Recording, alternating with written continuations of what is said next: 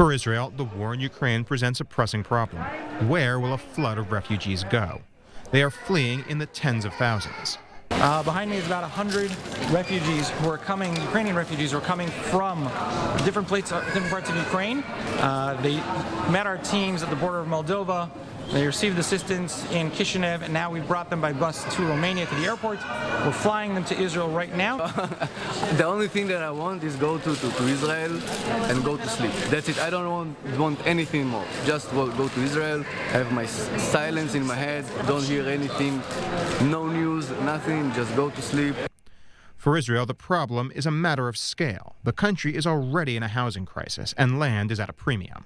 There's only one Israel. There's very little land, and within this little land, almost 93% of Israel is owned by the government. So we have about 7-8% of private lands where people can live. How many Ukrainian refugees will be temporary and how many permanent? At least 6,000 have formally immigrated. And what will happen in a housing market that has seen prices rise by 160% in the last decade alone? So we have very little land, and we have a lot of people, we have an increase in the population, a constant increase in the population. And we have, of course, the aliyah factor, people that are immigrants that are making aliyah, immigration from other countries to Israel. So we have a lot of people wanting to live in this tiny piece of land. Some estimates suggest that more than 50,000 Ukrainian refugees will arrive in Israel, enough that real estate firms are demanding the government intervene to ensure that those planning on staying can afford to.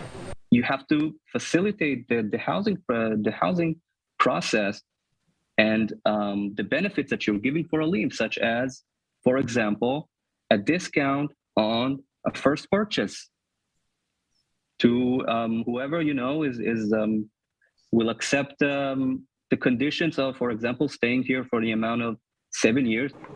The argument extends to all of Israel's immigrants. The government woos them with the promise of a Jewish home, but on arrival they receive a stipend of a few $100s a month to get started, while rents have spiked by 50% just during the pandemic. Now that Israel plans to absorb immigrants en masse, these issues remain pressing.